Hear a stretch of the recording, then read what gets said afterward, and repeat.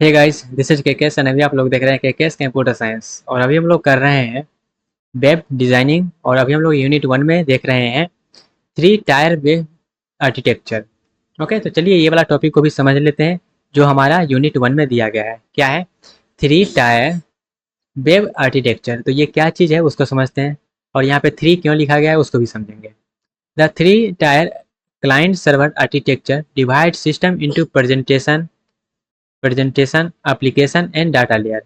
Increase accessibility, maintainability, and efficiency by separating the concern of the model, optimize resource management, and allowing for independent scaling and update, making it popular for choice complex distributed system. तो यहाँ पे क्या किया गया, सबको अलग अलग system में डिवाइड किया गया। जैसे कि सबसे पहले प्रेजेंटेशन वाला वेब सर्वर, उसका उसका एप्लीकेशन, उसके बाद उसका डाटाबेस।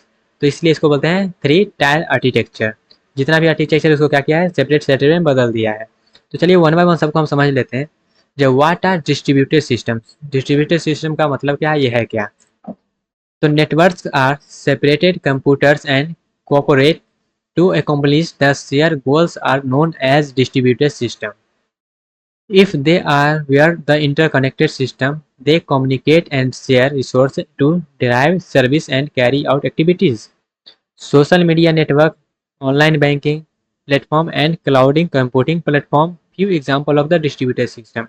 तो ये कुछ कुछ जो है डिस्ट्रीब्यूटेड सिस्टम का एग्जांपल है। तो डिस्ट्रीब्यूटेड सिस्टम तो हमको नहीं समझना है, हमको समझना है क्या, three tier client server architecture. तो चलिए उसको समझते हैं। तो what are three tier client server architecture in distributed system. तो डिस्ट्रीब्यूटेड सिस्टम जैसा ही है, जैसे यहाँ पे क्या किया गया, डिस्ट्रीब्यूट किया गया अलग अलग में, उसी तरीके से है। In distributed system application are divided into three distinct tiers using the three tier client server architecture. तो डिस्ट्रीब्यूटेड सिस्टम में ही हम क्या कर रहे हैं, तीन टायर में इसको क्या कर रहे हैं, डिवाइड कर रहे हैं। सबसे पहला जो हमारे पास है वो है प्रेजेंटेशन टायर। तो प्रेजेंटेशन टायर मतलब क्या है, the user interface layout where the interaction occur to handle data display the user input. तो सबसे पहले जो प्रेजेंट करेगा, जो भी इनपुट, जो भी यूजर आएगा, तो सबसे पहले यहाँ पे आएगा प्रेजेंटेशन लेयर पे। तो प्रेजेंटेशन टीआर में क्या है, वो इंटरेक्ट करेगा यूजर से, यूजर इंटरफेस यहाँ पे रहेगा। उसका सेकंड जो मेरा है एप्लीकेशन टायर। तो एप्लीकेशन टायर क्या करेगा, the business logic layer which process user in request, performs computation and make decision, it acts as mediator between presentation and data tiers. तो एप्लीकेशन टायर में क्या करेगा, जो भी हम लॉजिक या फिर जो भी यूजर करना चाहता है, जो भी रिक्वेस्ट कर रहा है, सब मेरा एप्लीकेशन टायर में होगा। उसके बाद मेरा क्या है, डाटा टायर।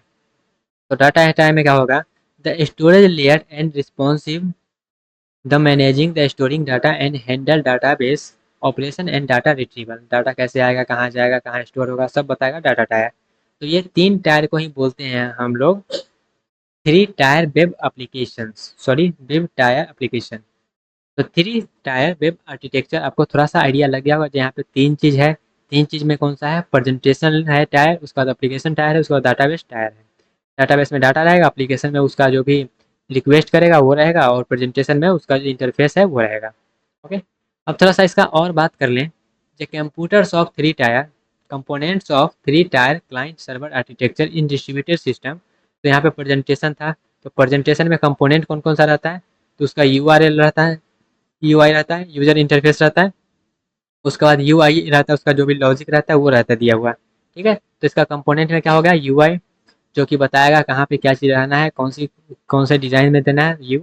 उसके बाद यूजर इंटीग्रेशन लॉजिक रहेगा, जो कि बताएगा ये इनपुट कैसे जाएगा, कहाँ पे जाएगा, नहीं जाएगा, वो सब चीज़ें। इसका रिस्पॉन्सिबिलिटी क्या रहता है, display data the application tier two the user, collect user input and forward them application, provide the user friendly interface and manage user interaction. तो प्रेजेंटेशन टायर का यही काम रहता है, जिसको बोलते हैं क्लाइंट टायर। उसका नेक्स्ट टायर हमारे पास है एप्लीकेशन टायर, जिसको आप बोलते हैं बिजनेस लॉजिक टायर। तो ये क्या करता है, इसका कंपोनेंट कौन सा है, तो एक है बिजनेस रूल लॉजिक एंड है एप्लीकेशन सर्वर। तो बिजनेस लॉजिक में क्या करता है, implement the rule and process specify the application such as order processing, authentication and data validation। वहीं पे अगर एप्लीकेशन सर्वर का बात करें तो उसमें क्या चीज़ होता है, manages communication between the presentation and data tier and host the business logic and web server application सच है। जैसे कि यहाँ पे ये सब कुछ है, माइक्रोसॉफ्ट है, उसके बाद जे बॉस है, ये सब कुछ कुछ एग्जाम्पल है इसका। इसका रिस्पॉन्सिबिलिटी क्या रहता है, process and interpret data receive from the presentation tier, execute business logic and apply rule. इसका कम्युनिकेट करने का काम होता है डाटा टायर में, उसके बाद सेंड करना, जो कि डाटा में कौन सा चेंजेस हो रहा है नहीं हो रहा है उसको क्या करना, सेंड करना, उसको प्रेजेंट करना टायर के हेल्प से और डिस्प्ले करना है। तो ये कुछ कुछ उसका क्या है, रिस्पॉन्सिबिलिटी है। उसका सेकंड मेरा थर्ड टायर जो है वो है डाटा टायर। तो डाटा टायर मतलब डाटाबेस टायर। ये क्या है, इसका कौन कौन सा कंपोनेंट है, तो इसका जो कंपोनेंट है डाटाबेस मैनेजमेंट सिस्टम है, कैसे डाटा को स्टोर करना है उसमें, कि जैसे कि सॉफ्टवेयर माई एसक्यूएल भी होता है, ओरेकल होता है, माइक्रोसॉफ्ट एसक्यूएल होता है। तो ये कुछ कुछ डाटाबेस मैनेजमेंट सिस्टम है, और इसमें डाटाबेस भी रहता है ऑर्गेनाइज किया हुआ है। और उसके बाद यहाँ पे इसका जो रिस्पॉन्सिबिलिटी होता है वो होता है डाटा को मैनेज करना इफिशियंटली एंड सिक्योरली। ओके, जो भी वहाँ पे क्वेरी का ट्रांजेक्शन हो रहा है, कौन से क्वेरी को सर्च कर रहा है, कौन से डाटा को सर्च कर रहा है, सब वहाँ पे उसको क्या करना है, एफिशिएंट बनाना है, इसका रिस्पॉन्सिबिलिटी होता है। ओके, ये अगर इसका हम इंटरेक्शन का बात करें, किस प्रकार से इंटरेक्ट किया जाता है इसमें, तो सबसे पहले क्लाइंट रिक्वेस्ट होता है, उसका बिजनेस प्रोसेसिंग होता है, उसका डाटा रिट्रीवल होता है, उसके बाद डाटा रिस्पॉन्स क्लाइंट होता है। तो इतना स्टेप्स होता है उसमें, इस प्रकार से हम उसको इंटरेक्ट करते हैं। ओके, आई होप आपको क्लियर हुआ होगा जो मेरा जो कंपोनेंट ऑफ थ्री टायर में है कौन कौन सा है, और किसका कौन सा काम है, किसका कौन सा रिस्पॉन्सिबिलिटी है। ओके, आई होप आपको थ्री टायर वेब आर्किटेक्चर जो है वो समझ में आ गया होगा। तो ऐसा कुछ है ना, पूरा थियोटिकल ही है, तो इसको आप पढ़ के भी समझ सकते हैं, वैसा कुछ इसमें समझने वाला है नहीं। ओके, आई होप आपको क्लियर हो गया होगा। मिलते हैं गाइस अपने अगले सेक्शन में, तब तक के लिए bye bye, tata, take care, all the best.